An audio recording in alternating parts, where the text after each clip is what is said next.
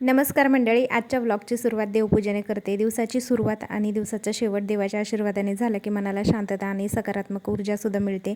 त्यामुळे आजचा व्लॉग सुरू करूया. तर सायंकाळच्या देवपूजेचे महत्त्व थोडक्यात मी तुम्हाला सांगते. दिवसभर मिळालेल्या कृपेबद्दल किंवा आपल्या संरक्षणाबद्दल आपण देवाचे आभारसुद्धा मानले पाहिजे. आणि दिवसभराचा थकवा आणि ताण कमी होऊन येणं, मनशांतीसुद्धा मिळते. घरात सकारात्मक वातावरणसुद्धा निर्माण होतं. आणि संध्याकाळची आरती सर्वजणांनी मिळून केली तर कुटुंब एकत्र राहतं, एकोपा वाढतो, श्रद्धा आणि भावनासुद्धा वाढते. यामुळे ना आपण 2 मिनिटे तरी देवाची आरती नामस्मरण केली ना तर समाधान मिळतं आणि दिवसाचा शेवटसुद्धा सकारात्मक भावनेने होतो. बरोबर आहे की नाही मला नक्की सांगा. त्यामुळे घरामध्ये असं आमच्या वातावरण मी निर्माण करत असते जेणेकरून एकोपा राहील. आणि ते ना 10 ते 15 मिनिटाच्या आतमध्येच लगेच रिसीव्ह झालंय मला. आणि हे मी पहिल्यांदा मागवले. ह्याच्या अगोदर कधी मी ब्लिंकिटवरून साहित्य मागवलं नव्हतं. तर बघूया आता ते कसं आलंय. तर व्यवस्थित आलंय की नाही, जेवढ्या वस्तू मागवल्या तेवढं आलंय की नाही हे मला बघायचं आहे. तर तुम्हाला पण मी दाखवते.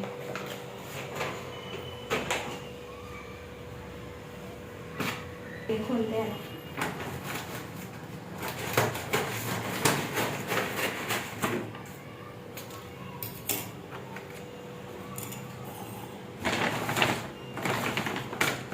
पॅकेजिंग छान आहे यांचे, मस्त आले. आम्ही दरवेळी ना गोकुळचं दूध मागवतो, पण ह्यावेळेस चितळेचं मागवले. चितळेचं दूध पण किती व्यवस्थित आले. ह्या कॅरी बॅगमध्ये आले. इथं पहिल्यांदाच मागवले. आणि अजून काय काय मागवले. हे चिकन मागवले. बघूया चिकन किती फ्रेश आहे हे कळेल आपल्याला आता.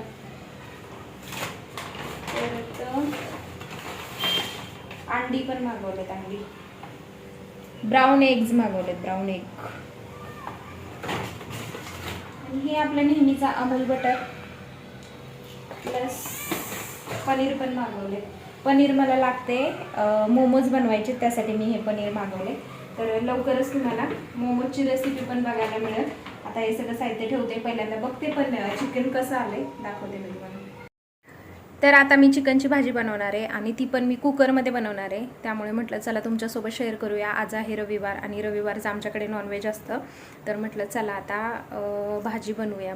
कारण आता दुपार होत आली आहे, 12:30 झालेत आणि बाकीची कामं पण झालेली आहेत माझी. आणि आता मस्तपैकी चिकनची भाजी टाकते आणि कुकरमधली चिकनची भाजी मी कशी बनवते हे तुमच्यासोबत शेअर करणार आहे.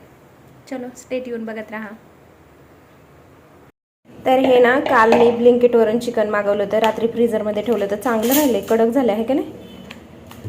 तर आता हे खोलून बघते कसं आले काय आले. पहिल्यांदा मागवले त्याच्यामुळे आता हे बघायचं आहे मला कसं आहे.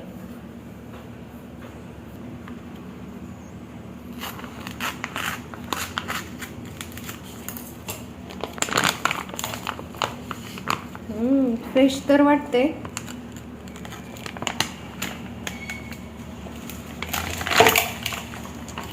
बर्फ झालाय त्याचा, फ्रीझरमध्ये ठेवल्यामुळे बर्फ झालाय. आता ते वितळायला बराच वेळ लागेल का. चला आता चिकनसाठी काय काय साहित्य लागतं ना ते सगळं दाखवते मी तुम्हाला. मी सगळं साहित्य घेतलेलं आहे, सगळं रेडी करून ठेवले. फक्त आता चिकन शिजायला टाकण्याची देरी आहे. आज मी कुकरमध्ये चिकन बनवणार आहे. असं अगोदर शिजवून वगैरे काही घेणार नाही आहे. डायरेक्ट चिकन म्हणजे आपण हे कसं करतो, आपण राजस्थानच्या ह्याच्या ढाब्यावरती कसं बघतो चिकन कुकरमधलं पूर्ण अख्खा लसूण टाकून, तर ते तशा प्रकारे मी चिकन आज बनवणार आहे, दाखवते. कुकरमध्ये चिकन बनवण्यासाठी इथं मी अर्धा kg चिकन घेतले आणि चिकन छान स्वच्छ धुवून त्याला कट मारून घेतलेले आहे. छोटे छोटे पीसेस केलेत. त्यासाठी काय काय मसाला घेतला आहे तो मी दाखवते. कढीपत्ता, हिरवी मिरची चिरून घेतलेली आहे, अद्रक लसूणची पेस्ट आहे, कांदा भरपूर घेतला आहे, टोमॅटो पण भरपूर कापून घेतलेले आहेत आणि 5 लसूण घेतलेले आहेत. अख्खे लसणाचे जे गड्डे आहेत ते घेतलेत आणि बेडगी मिरची घेतली. इथं घरचा मसाला आहे, चिकन मसाला आहे, गरम मसाला आहे, धना पावडर आणि मीठ घेतलेलं आहे. तर एवढा सगळा मसाला आपल्याला फोडणीला लागणार. त्यानंतर आपल्याला हळदीचा वापरसुद्धा करायचा आहे आणि तेल. आता इकडे एक साईडला मी गॅसवरती कुकर ठेवला आहे. आता कुकर चालू करते, गॅस चालू करते कुकर चालू करते, गॅस चालू करते आणि कुकरमध्ये मी आता फोडणीसाठी तेल घालते.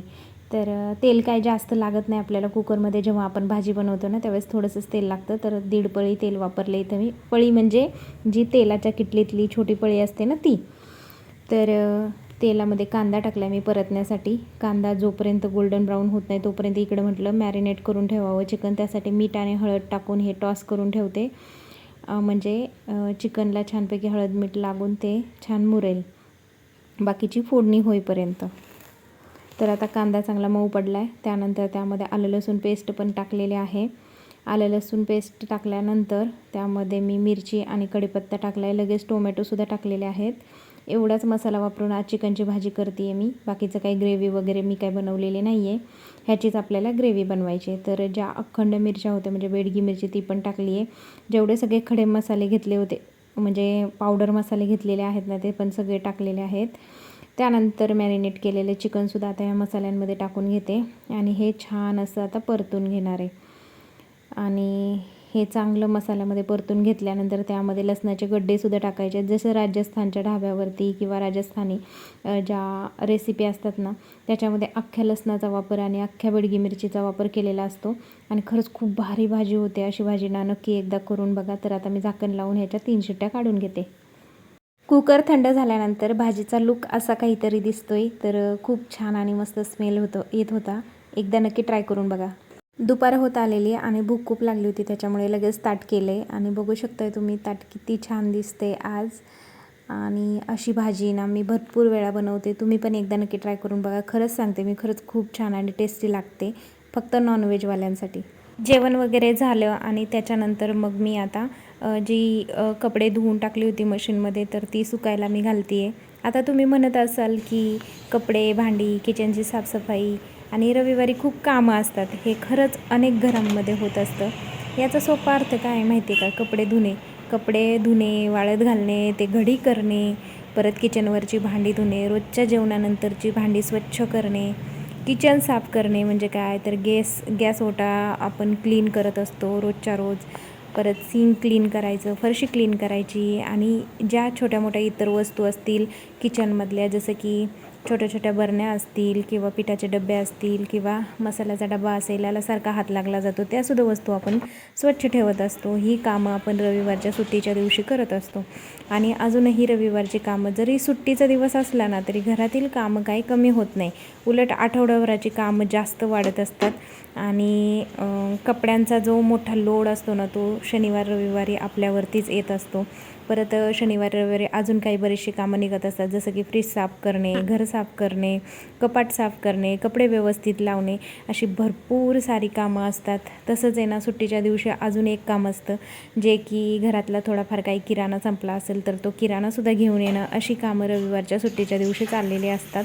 माझी तर ही कामं आहे ना सुट्टीच्या दिवशी हमखास चाललेली असतात. सुट्टीचा दिवस मला नकोच वाटतो कारण सुट्टीच्या दिवशी इतकी कामं असतात ना की बसायलासुद्धा वेळ मिळत नाही. इतर दिवशी तरी मला थोडाफार वेळ मिळतो पण सुट्टीच्या दिवशी अजिबातसुद्धा खाणं पिणं धुणं भांडी आणि त्यातच माझा सगळा पूर्ण अख्खा सुट्टीचा दिवस चालला जातो. फिरायचं तर लांबच.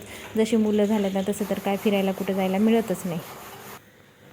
तर आता सगळं किचन वगैरे क्लीन केलं मी आणि आता थोडा वेळ बसणार आहे. एडिटिंग करायची मला आणि आता बघूया दुपारनंतर अजून काय काय होते. परी केस नाही विचारले बाळा तू अजून? मॉइश्चरायझर लावलं का? हां लावलं ना. आणि लिप बाम? बरं. आणि ती केस विचार आता. मंगळसूत्र कुठे गेले? नवरोबा कुठे आहेत? नवरोबा हाय हाय.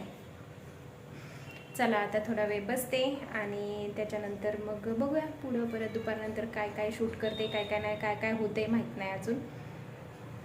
असा चाललाय आमचा रविवारचा निवांत दिवस.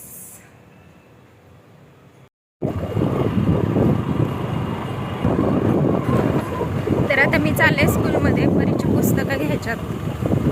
बरेच दिवस झाले स्कूल चालू होऊन अजून भेटली नव्हती आणि आज किती ऊन पडले. पालखीला किती पाऊस होता, भरपूर ऊन आहे. तर आत्ताच परीच्या स्कूलमध्ये गेलो होतो आणि पॅकेज मिळालंय तिचं. परी मिळाले का सगळं का राहिल्यात? 2-3 बुक्स राहिल्यात वाटतं.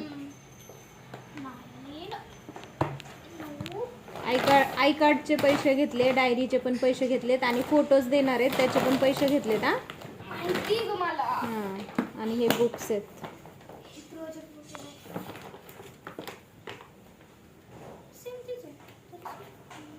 एवढेच आहेत का बुक्स? नाही. अजून आहेत ना? हो. काढ की मग.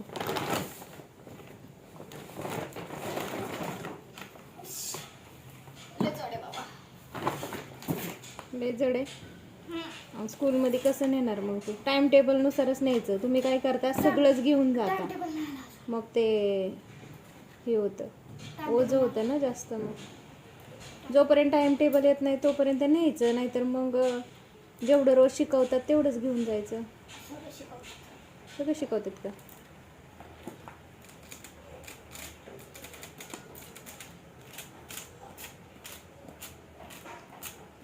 काय करते ती? बुक्स बघते कोणत्या कोणत्या. हे इंग्लिश बुक आहे आणि मला माहिती आहे का फर्स्ट लेसन कोणता आहे. दुसरी कोणती आहे? जिओग्राफी सगळं third, mathematics, history and civics, general science आणि हे आता सेकंड पार्ट. त्या कशाला मग लगेच काढते? ते तसंच रबर राहू दे त्याला. पण नाव टाकावं लागतीलच त्याला, पण तसंच रबर लावून ठेवायचं. आत्ता लगेच ते लागणार नाहीये ना? लागणार आहे आत्ता लगेच 20 जुलैला तर मंथली टेस्ट आहे. अगं पहिली मंथली टेस्ट झाल्यानंतर लगेच सेकंड पार्टचं शिकवाय नाही घेत. मग मी कुठं दिवाळीच्या सुट्टीनंतरचं ते नंतरची पुस्तकं आहेत. सगळं एकच आहे. हे बघ कम्प्युटरची सगळं युनिट वर. आता ह्याला कवर बसवायचं का नाही नाही बसवायचं? बसवायचं. नाही का ग? मग सगळी नावं कशी तू टाकते का पप्पाकडून घेते टाकून? कवर म्हणजे तसं वरचा कवर काय हे? नावं पप्पाकडून टाकून घेते. नाही नाही नाही माझ्या अक्षरात. बरं छान टाक. आणि ज्याला जी वही करायची ना त्यालाच ती वही कर, नाही तर परत आणि किती महाग बुक्स आहेत स्कूलमध्ये. फक्त एवढे बुक्स, ID कार्ड आणि काय म्हणतात त्याला, डायरी दिली का ग? हो डायरी दिली ना. आणि काय फोटो असतील थोडेफार तेवढ्याचं मिळून फक्त परी घेतल्या 3800 रुपये. एवढे पैसे गेलेत आज एवढ्याशा पुस्तकांसाठी. आणि अजून ड्रेस तर वेगळाच आहे. ते ड्रेस आणि पॅकेज जर मिळवलं पैसे जाईल ते 6-7 हजारावरती जाणार तुझं. हा, आणि फ्रीमध्ये तुझं शिक्षण RTE म्हणतात फ्रीमध्ये आहे. आणि कशाचं ग फ्रीमध्ये? सगळं ड्रेसचं पण घेतात, पॅकेजचं पण घेतात. इतकं पैसे घेतात पॅकेजचं, काय खरं आहे? आता मला मोजायला लागेल कोणते सब्जेक्टची कोणती. चला आता ही व्यवस्थित नावं वगैरे टाक आणि ठेवून दे पुस्तकं. चला बाय करा सगळ्यांना.